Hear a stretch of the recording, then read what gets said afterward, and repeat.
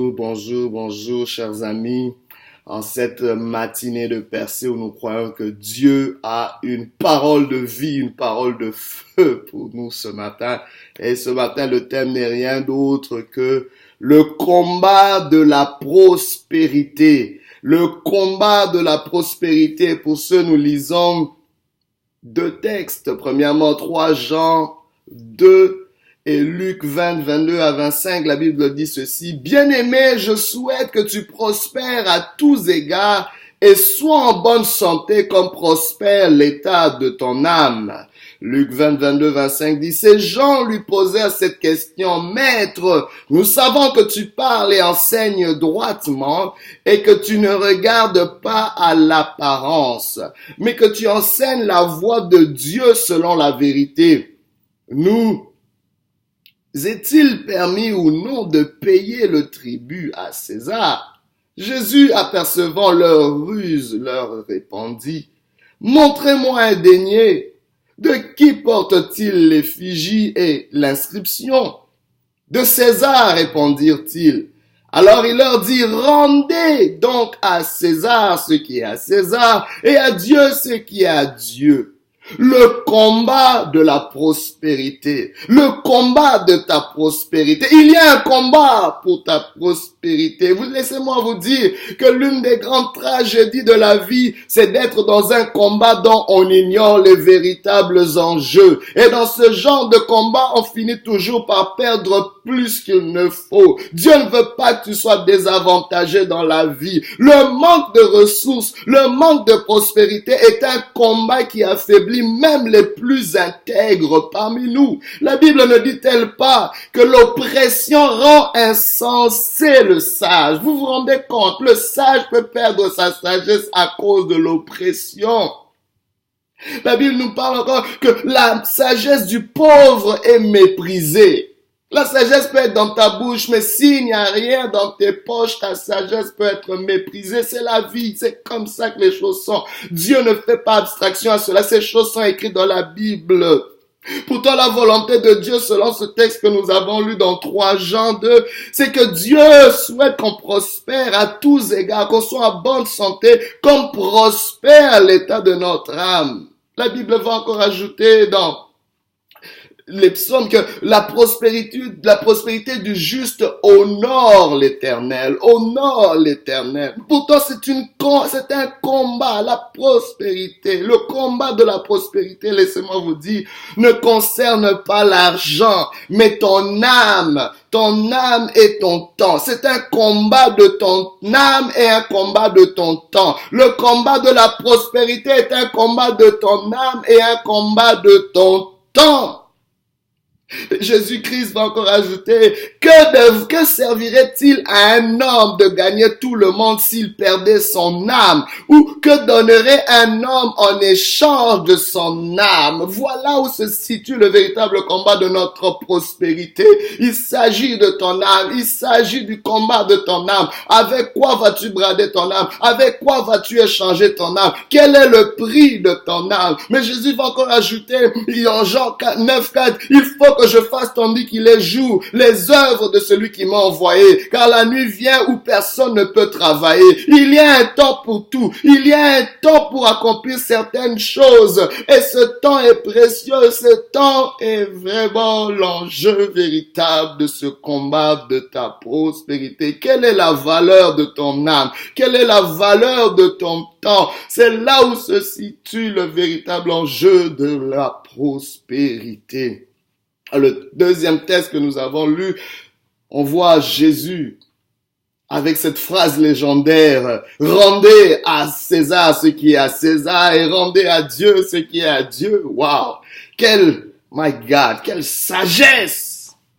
Et c'est une réponse que Jésus donne, mais après cette réponse, il y avait un silence radio. Alléluia. Les gens venaient accuser Jésus parce qu'on le cherchait, on cherchait toujours à le piéger. On amenait souvent les saintes écritures pour le piéger. Mais là, on voit que le combat vire du religieux à l'économique. My God. Pendant que les pharisiens n'arrivaient pas à la voir sur certains passages scripturaires, sur certaines notions de la loi de Moïse, ils viennent maintenant avec les lois, ils viennent maintenant avec l'économique, avec la prospérité, avec le thème de la prospérité pour atteindre Jésus, pour confondre Jésus. Ils lui disent, écoute, est-ce qu'il nous est permis de payer ou non l'impôt? Vous devez comprendre que l'impôt dont il s'agissait était un impôt de domination, un impôt d'occupation, que la plupart dans l'opinion juive, ils n'étaient pas d'accord de payer. Mais cet impôt était le moyen par lequel on les gardait asservis à César, asservis à Rome. Ils étaient obligés de le faire, sinon ils pouvaient aller en prison, ils pouvaient être réprimandés pour cela. Et on dit, ok, si toi, le piège était ceci, si Jésus disait oui qu'il faut payer l'impôt, on allait dire que, il peut pas être le Messie parce que il est en train justement, s'il était fils de Dieu, il devait venir pour nous affranchir et non pour nous assujettir encore à Rome. Mais s'il dit non, on va dire que voilà, ça c'est quelqu'un qui est en train d'enfreindre les lois établies sur le pays. Et on allait l'accuser directement auprès des Romains pour dire voici un récalcitrant, voici quelqu'un, oui, qui annonce un message, qui est en train d'enseigner aux gens de se rebeller contre Rome. Et Jésus était dans cette calamité, dans cette ambiguïté. Il voulait l'amener soit dans un extrême, soit dans un autre. Mais Jésus, avec sa sagesse, il ramène le principe de responsabilité. Rendez à César ce qui est à César et à Dieu ce qui est à Dieu. Il prend justement cette effigie, il dit, quelle est la face qui est sur cette effigie? C'est-à-dire la responsabilité veut qu'on puisse redonner ce qui appartient à une personne, c'est-à-dire à qui de droit. Si cette effigie appartient à César, ramener à César ce qui est à César. L'économie stipule qu'il faut rendre à César ce que César réclame. C'est lui qui a établi un système économique qui est en train de régir ce que tu es en train de vivre. Mais Jésus est en train de dire, mais ne vous arrêtez pas là. Il y a aussi un système économique qui existe dans le ciel. C'est-à-dire que Dieu aussi a quelque chose qu'il veut réclamer. L'homme a été créé à l'image, à la ressemblance de Dieu. Dieu réclame aussi quelque chose de la part de l'homme. Qu'est-ce qu'il réclame? C'est ton âme. Quel est le prix de ton âme? C'est ton âme, c'est ton temps. Dieu remet à Dieu aussi ce que vous devez rendre dans votre âme, votre ressemblance à Dieu. Reflétez aussi la nature de Dieu. Reflétez aussi le caractère de Dieu. Ne me parlez pas juste de César. Oui, on a besoin de l'économique, on a besoin des ressources, mais on a besoin que notre âme aussi soit restaurée, soit en harmonie avec Dieu. Jésus ramène la notion de l'équilibre. Laissez-moi vous dire que l'équilibre empêche à l'ennemi de s'infiltrer et d'avoir le dessus sur nous. Vous savez, dans la prospérité, le problème de la prospérité, c'est qu'il y a un déséquilibre. Il y a plusieurs courants de pensée, d'autres qui pensent qu'il faut la prospérité à tout prix et à n'importe quel prix. Non, il y a d'autres qui vont dire non, on n'a pas besoin des ressources, on a juste besoin de notre âme. Notre âme suffit, il suffit juste d'avoir Jésus. Mais il y a d'autres qui disent non. Mais Jésus ramène l'équilibre. Vous savez, la pensée de Dieu a toujours été l'équilibre. Chaque fois qu'il y aura un déséquilibre, l'ennemi va s'infiltrer. Chaque fois qu'il y aura un déséquilibre dans ta vie, c'est là que l'ennemi aura un dessus. Chaque fois qu'il y aura un déséquilibre, même dans notre message, c'est là que les hérésies s'introduisent. C'est là que les dérapages et toutes sortes de dérives s'introduisent. Ramenons l'équilibre. C'est pas pour rien que Dieu t'a donné 2 yeux. C'est pas pour rien qu'il t'a donné 2 oreilles. C'est pas pour rien que tu as 2 âmes, 2 bras, 2 jambes. Parce que Dieu te veut en équilibre. Laisse-moi te dire que la prospérité, la véritable prospérité, c'est la prospérité des ressources et la prospérité de l'âme. Jésus dit oui, les ressources de César, mais oui aussi ton âme doit être restaurée. Ton âme ne sera pas en paix si tu manques de ressources. Oui. Et tes ressources n'auront aucun sens si ton âme est perdue. Tu as besoin de deux, tu as besoin de cet équilibre-là. Et c'est ainsi que, laissez-moi vous dire que la prospérité de l'ennemi, du diable, va inclure les ressources matérielles, mais ne va jamais inclure la prospérité de ton âme. Et c'est ce qu'on voit parfois beaucoup. Il y a des gens qui poursuivent, qui ont des fortes économies, des fortes ressources financières, matérielles, mais dont l'âme est complètement dépravée. C'est ce qu'il proposait à Jésus-Christ lors de sa tentation. Il dit, donne-moi seulement, adore-moi, prosterne-toi devant moi et je te donnerai tous les royaumes, toutes les richesses des royaumes de la terre. C'est la prospérité que l'ennemi veut. C'est une prospérité déséquilibrée. C'est un combat. Jésus veut ramener l'équilibre. Laissez-moi vous dire, la personne la plus dangereuse à Satan, c'est une personne qui a à la fois la prospérité des ressources et la prospérité de son âme. C'est pour ça dans ce texte de 3 Jean, on dit, je souhaite que tu prospères à tous égards et sois en bonne santé comme prospère l'état de ton âme. On oublie souvent cette parole. Ta prospérité matérielle, financière doit correspondre à ta prospérité, la prospérité de ton âme. Aussi vrai, Dieu n'est pas contre ses ressources. Il n'est pas contre. Il veut que tu sois dans l'abondance. Mais il veut que ton âme ne soit pas négligée. Qu'il y ait un équilibre. Que ton âme prospère aussi comme tes poches prospèrent. Comme tes finances prospèrent. C'est très important. Mais dans ce système économique, laissez-moi vous dire que la véritable valeur que nous avons, que l'homme a, c'est son temps. My God, parce que tu échanges ton temps avec toute chose. Pour acquérir des compétences, tu l'échanges avec ton temps. Pour acquérir de l'argent, tu échanges avec ton temps. Mais, bien aimé, ça prend du temps. Ça prend du temps pour accomplir toute chose. Cela va te prendre du temps pour connaître Dieu. Cela prend du temps pour impacter une génération. Ça prend du temps pour être un bon mari. Ça prend du temps pour être une bonne épouse. Ça prend du temps pour être un bon employeur. Ça prend du temps pour bâtir de bonnes relations. Ça prend du temps pour bâtir une destinée. Tout est fonction de temps. Laissez-moi vous dire que notre destinée se mesure dans l'unité de notre temps, en quantité et en qualité. Ton temps est la chose que l'ennemi recherche. Dans ce combat, l'ennemi est en train d'attaquer ton temps. Parce que dans ton temps, c'est là que tu peux développer ton âme. Dans ton temps, c'est là que tu peux acquérir certaines ressources. Que fais-tu avec ton temps? Là où il y a du temps, l'ennemi va toujours s'inviter pour se demander qu'est-ce que tu es en train de faire avec ce temps? Qu'est-ce que tu vas faire avec ton temps? Pourquoi est-ce que tu as du temps? L'ennemi a peur du temps que tu peux investir avec Dieu. L'ennemi a peur du temps que tu peux investir à avancer ta vie. L'ennemi a peur du temps que tu investis à être équilibré dans ces deux entités. C'est très important de comprendre cela. Chaque fois qu'il y a du temps, quelque part, il y a le potentiel d'une destinée et le diable va toujours s'inviter pour essayer de déséquilibrer, d'affecter l'économie. C'est ce qu'il voulait être à Jésus. Jésus, son ministère était en train de prospérer. Et il s'est dit, non, on doit arrêter. On n'arrive pas à l'avoir dans le domaine religieux. On va utiliser les finances, on va utiliser la prospérité, on va utiliser l'économie pour affecter l'économie, pour ralentir sa destinée. Mais laissez-moi vous dire, Dieu a un plan merveilleux pour toi. Dans ce combat, Dieu a un plan merveilleux pour toi. Il y a des choses que tu dois faire en ce temps. Parce qu'il viendra un temps où tu n'auras pas le temps de le faire. Et l'ennemi sait cela, que le temps est une ressource limitée. Mais c'est tout ce que nous avons vraiment pour accomplir notre destinée. Que fais-tu avec ton temps? Les gens sacrifieront, et vous laissez-moi vous dire que les gens sacrifieront facilement leur temps pour l'argent. C'est une réalité. On sait cela, l'ennemi a compris cela, que l'être humain va plus investir son temps pour la recherche du pain, pour la recherche de l'économie. Et Dieu n'est pas contre cela, mais simplement pour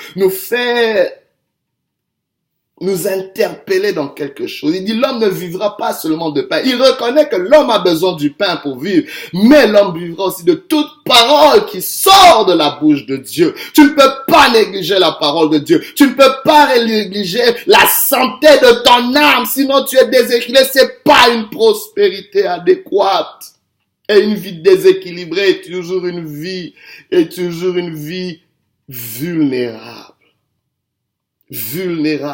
Tu ne peux pas combattre quand tu es déséquilibré. Tu ne peux pas vaincre quand tu es déséquilibré. Tu ne peux pas aller plus loin quand tu es déséquilibré. Tu es prompt à abandonner. Je parle à quelqu'un aujourd'hui, il y a un déséquilibre dans ta vie, mais Dieu veut ramener cet équilibre.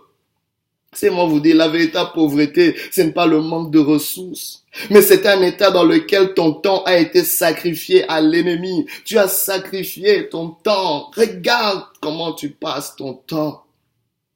La Bible va nous dire que celui qui emprunte est esclave de celui qui prête. Et la Bible nous montre aussi que le riche domine sur le pauvre. La pauvreté te soumet à une condition où tu ne contrôles pas ton temps. Tu n'as pas le contrôle de ton temps. Vraiment, c'est là où tu es riche quand tu as le contrôle de ton temps. Tu es riche quand tu sais utiliser ton temps pour accomplir ta destinée. Tu es riche. Mais tu es pauvre quand tu n'as aucun contrôle sur ton temps. Tu es pauvre quand il n'y a aucun mandat sur ton temps. Quand il n'y a aucun objectif sur ton temps. Quand il n'y a aucun accomplissement avec ton temps. Vous savez, l'esclavage, c'est vraiment le non-contrôle du temps pour retarder les desseins de Dieu. À chaque fois que l'ennemi a voulu retarder les desseins d'Israël, il a amené Israël en esclavage. Je vous le dis. Passer 430 ans en Égypte, c'était une façon de retarder la venue de Jésus. C'était une façon de retarder la conquête de la terre promise. C'était une façon de retarder l'accomplissement des promesses de Dieu. Mais la Bible déclare, ma Bible déclare que l'Éternel est fidèle pour accomplir sa parole. Je le déclare sur ta vie que ses projets, ses desseins s'accompliront, peu importe la durée. Je prie pour une accélération dans ta vie. Là où ton temps était retardé, là où ton temps était limité, j'appelle une accélération dans ta vie. Et laissez-moi vous dire que la famine, la faim peut pousser l'homme, l'être humain, peut pousser même des femmes à manger leurs enfants. On l'a vu dans la Bible. Quand il y a famine, quand il y a manque de ressources, il y a quelque chose qui dénature l'être humain. La faim a toujours amené Israël en Égypte. La faim va toujours t'amener dans un système, dans le système de César, où tu vas être limité dans ton temps et où tu vas sacrifier ton âme pour poursuivre l'économie. L'Égypte, c'est le lieu d'esclavage, le lieu de captivité, mais qui te garantit le blé, à condition que tu renonces au contrôle de ton temps. Qu'est-ce qui se passe? C'est le système de l'Égypte, c'est ce système luciférien, c'est ce système reptilien qui est très dangereux. Oui, je te donnerai des ressources, mais donne-moi ton temps. Je ne t'autorise pas à avoir le contrôle de ton temps. Et surtout pas pour chercher Dieu. Surtout pas pour développer ton âme. Oui, je te donnerai les ressources à condition que tu négliges le temps de qualité que tu passes avec ta famille. À condition que tu sais que si tu négliges le temps, ce mariage ne peut pas tenir sans le temps de qualité. Tes enfants ne peuvent pas tenir sans le temps que tu leur accordes. Ta santé ne peut pas rester affermie si tu ne donnes pas du temps et de la considération à cette santé. Le moment, laissez-moi vous dire que le moment où l'ennemi voit que tu as du temps supplémentaire pour Dieu, il va faire quelque chose à l'économie pour limiter et retarder la prospérité de ton âme en mettant la pression sur l'accès aux ressources matérielles. C'est là que tu vois qu'il y a des temps supplémentaires, on te limite au travail pour que tu puisses fournir davantage, mais tu n'as plus de temps pour Dieu. Ou tu vois un moment, ça devient difficile d'avoir ne fût-ce qu'un peu de pain, un peu de blé, un peu. Et ça te pousse à questionner Dieu. Mais ce matin, comment vaincre ce combat de prospérité? La première des choses, c'est par la sagesse. Jésus a répondu à ses récalcitrants par une parole de sagesse.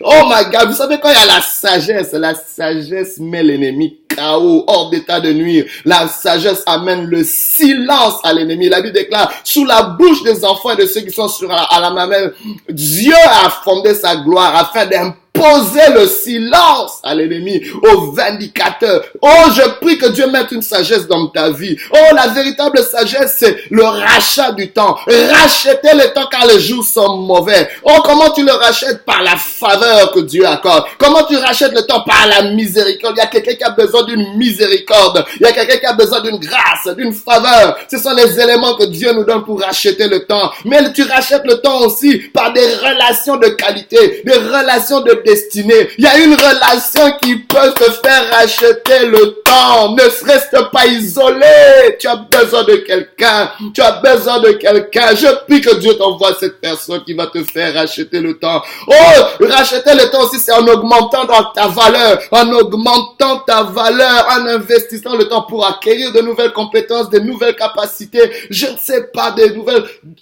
Utilise ce temps pour augmenter ta valeur. Quand ta valeur augmente, bien-aimé, les ressources te suivront. Mais nous devons aussi convertir et changer notre temps de façon équilibrée pour les ressources de ces âmes, mais aussi pour l'âme de Dieu. Tu dois dominer sous ces deux domaines, les ressources de ces âmes, mais là pour l'âme que Dieu a mis en toi aussi.